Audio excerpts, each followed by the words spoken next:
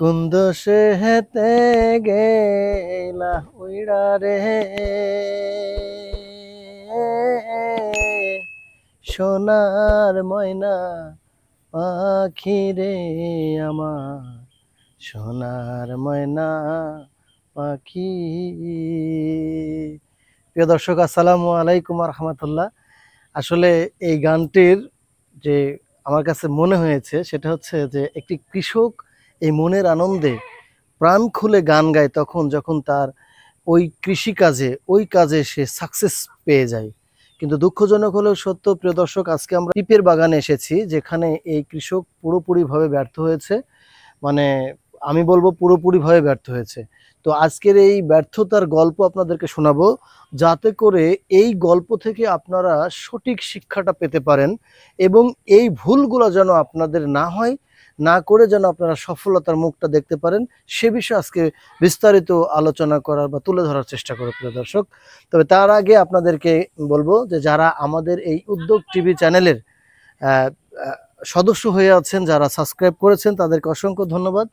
আর যারা এখনো সাবস্ক্রাইব করেননি তাদেরকে বলবো যে এখনই আপনি আমাদের চ্যানেলটিকে সাবস্ক্রাইব করে ফেলুন, কেননা এরকম নিত্য নতুন ইনফরমেশন এবং উদ্যোক্তাদের দারুণ দারুণ বিজনেস আইডিয়া দেওয়ার জন্যই আমরা কাজ করছি। এই আইডিয়াগুলো যেন আপনি সবার আগে সর্বপ্রথম পেয়ে যান, এর জন্য আপনি আমাদের চ্যানেলটা সাবস্ক্রাইব করে ফেলুন ইনশাল্লাহ। তাহলে প্রিয় দর্শক, চলুন আমরা আপনারা দেখতে পাচ্ছেন যে আমরা একটি পিপের বাগানে অবস্থান করছি। তো এখানে দেখেন যে এই পিপের বাগানে সাধারণত যখন কমার্শিয়ালভাবে কোনো একটা করা হয়, পিপের বাগান তৈরি করা হয়, তখন দেখবেন যে একেবারে এই গোড়া থেকে, এই গোড়া থেকে একেবারে পিপে ধরতে ধরতে ধরতে উপরে চলে আসে। এখন দেখেন যে এই গাছটা আমার সমান হয়ে গেছে বা আমার চেয়ে তো বড়, একটি পিপেও এখন পর্যন্ত আসেনি। তাহলে এটার কারণ কি? আপনার প্রত্যেকটা একটু দেখাও, প্রত্যেকটা গাছেরই সেম, এখন পর্যন্ত কোনো পিপে আসেনি। নিচে থেকে দেখাও, এখন পর্যন্ত কোনো পিপে আসেনি। এবং আপনারা দেখতে পাচ্ছেন যে এখানে একটি দুর্বল গাছ, এই যে গাছটা দেখেন একেবারে দুর্বল। এক কথায় এই বাগানটা করতে তারা ব্যর্থ হয়েছে। এটার কারণ হচ্ছে সর্বপ্রথম যে বিষয়টা আপনাদেরকে মাথায় রাখতে হবে সেটা হচ্ছে এই পিপের জাত। বীজ যদি ভালো হয় ফসল ইনশাল্লাহ ভালো হবে।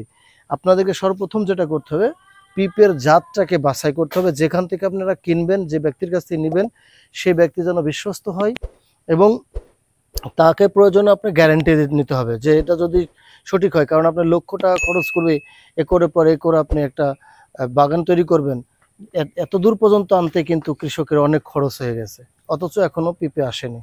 তাহলে এই যার কাছ থেকে বীজ নেবেন তাদের সাথে আপনি কন্ট্রাক্ট করে ফেলবেন যে আপনার এই কন্ডিশন যেন না হয়।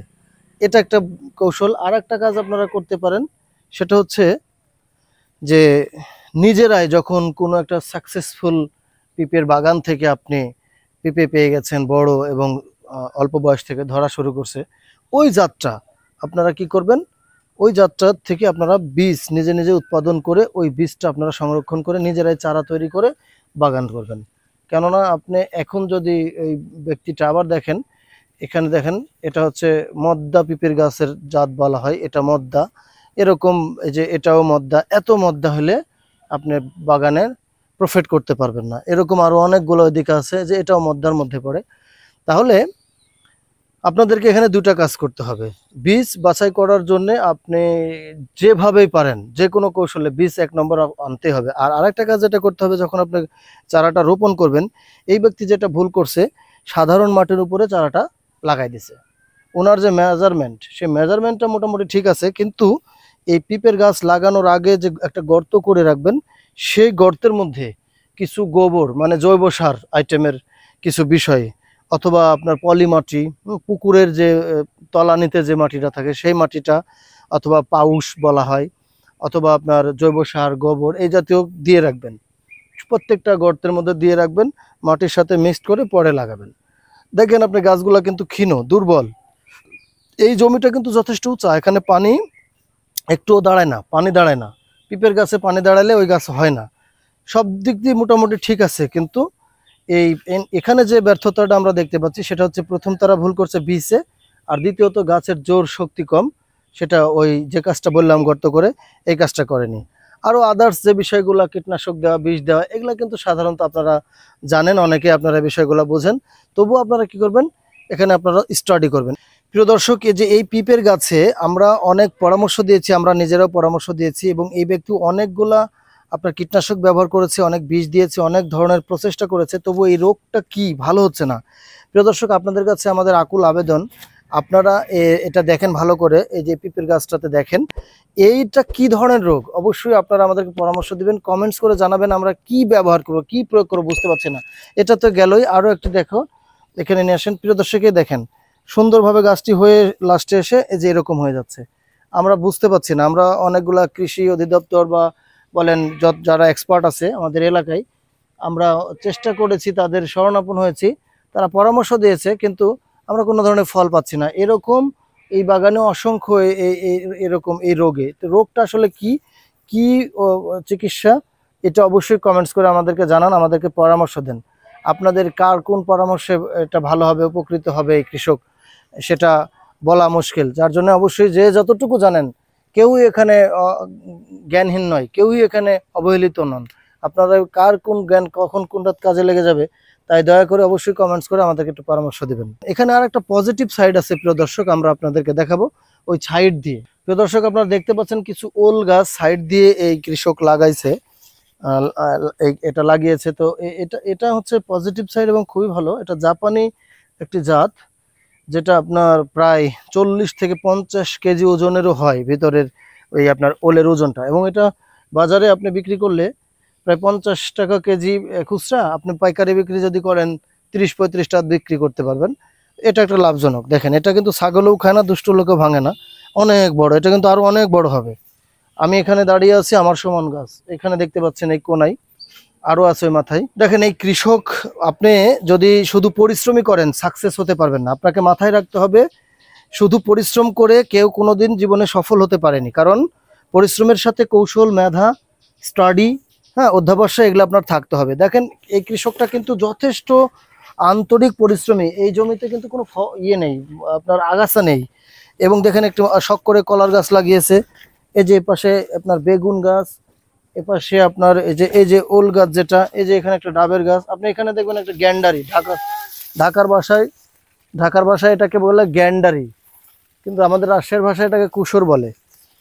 কিন্তু তারপর ওই ব্যক্তিটা পিপের দিক দিয়ে সে ব্যক্তি কিন্তু ব্যর্থ, সফল হতে পারেনি। এই যে মান গাছ, এই দেখেন মান গাছগুলো দেখেন আপনি 2 মানুষ উঁচা, আমার চেয়েও অনেক উঁচা। এই যে এগুলো কিন্তু ওল গাছ, সরি মান গাছ না, এটা ওল গাছ। এই ওল গাছগুলো এক একটা 40 থেকে 50 কেজি হয়ে থাকে যদি ভালো মতো সে ইয়ে পায়। কিন্তু দেখেন পিপের গাছগুলো কত দুর্বল, পিপের গাছগুলো কিন্তু সে করতে পারে নাই। এর কারণ কি প্রিয় দর্শক, আপনারা একটু খেয়াল করে দেখেন, এই জায়গাতে আমরা আর একটি প্রমাণ আপনাদেরকে দেখাই। এই দেখেন পিপের গাছটা কি দুর্বল, এটা অবশ্যই কোনো না কোনো একটি রোগ, এই রোগটা সে হয়তো ইয়ে করতে পারেনি। এই যে এখানে একটা রোগ, এখন তো বর্ষাকাল, এই সিজনে সাধারণত এই গাছগুলো অনেক দুর্বল থাকে, এটাই স্বাভাবিক।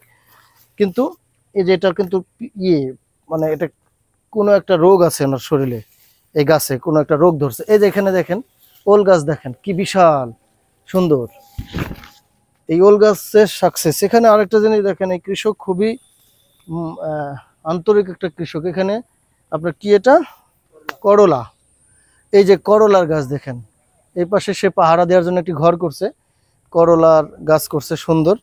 হ্যাঁ, এই যে গ্যান্ডারির কথা যেটা বলছিলাম, এই যে গ্যান্ডারি দেখেন, এই যে ওল গাছ দেখেন কি দারুণ, মানে গাছগুলো দেখলে আমার প্রাণ ভরে যায়। আর এই যে এটা গ্যান্ডারি, রাজশাহীর ভাষায় বা এটা সাধু ভাষায় আগ বলে, কিন্তু আমাদের রাজশাহীর ভাষাতে আঞ্চলিক ভাষায় কুশর বলে, আর ঢাকাতে আমি দেখছি অনেকে এটাকে গ্যান্ডারি বলে। তো যে নামেই চিনি, এটা অবশ্যই চিনতে পারছি। দেখেন কি দারুণ, ওয়াও, দেখেন কি সুন্দর, প্রাণ ভরে যায়। এই কৃষক যদি এই জমিতে, প্রিয় দর্শক আপনাদেরকে আরো একটা জিনিস আপনাদেরকে অ্যালার্ট করি, কোন জমিতে কোন ফসল করলে জমি ওই ফসলকে বেশি প্রোডাকশন হতে সহায়তা করবে, এটাও আপনাকে মাথায় রাখতে হবে। এই জমিতে যদি এই কৃষক পিপের গাছ না করে, পিপের বাগান না করে এই গ্যান্ডারি বা আখ চাষ করতো, তাহলে সে অধিক সফলতা পেত। তার কারণ আপনি দেখেন কিছু স্যাম্পল তিনি এই জমির পাশ দিয়ে লাগিয়েছে, তাতেই প্রমাণ হয় যে কি পরিমাণ এখানে আখ বা গ্যান্ডারি চাষ হতো। তো এই ব্যক্তিটা ভুল করছে। তো প্রিয় দর্শক, আজকে আপনাদের মাঝে যে বিষয়গুলো আলোচনা করলাম সেই বিষয়ের মধ্যে আপনারা কি শিখলেন, কি জানলেন, নতুন কিছু বুঝতে পারলেন কিনা সেটা অবশ্যই আমাদেরকে কমেন্টস করে জানাবেন। আর ভিডিওটি অবশ্যই আশা করি ভালো লাগছে, অবশ্যই একটি লাইক করবেন। আর এই তথ্যবহুল ভিডিওটা আপনার ফ্রেন্ডরা পেয়ে যেন উপকৃত হতে পারে সেজন্য অবশ্যই আপনার ফেসবুকে গিয়ে এটা শেয়ার করে দেবেন। এবং এই একই ভিডিও আপনি আমাদের ফেসবুক পেজেও পাবেন, উদ্যোগ টিভি নামে। সেখানে আপনারা যারা দেখবেন অবশ্যই আমাদের এখানে ফলো দিয়ে রাখবেন। আর যারা ইউটিউব থেকে দেখতেছেন অবশ্যই আমাদের চ্যানেলটিকে সাবস্ক্রাইব করে আমাদের বন্ধু হয়ে যাবেন। সকলের সুস্বাস্থ্য এবং দীর্ঘায়ু কামনা করে বিদায় নিচ্ছি। আমার জন্য দোয়া করবেন। আল্লাহ হাফেজ। আসসালামু আলাইকুম ওয়া রাহমাতুল্লাহ।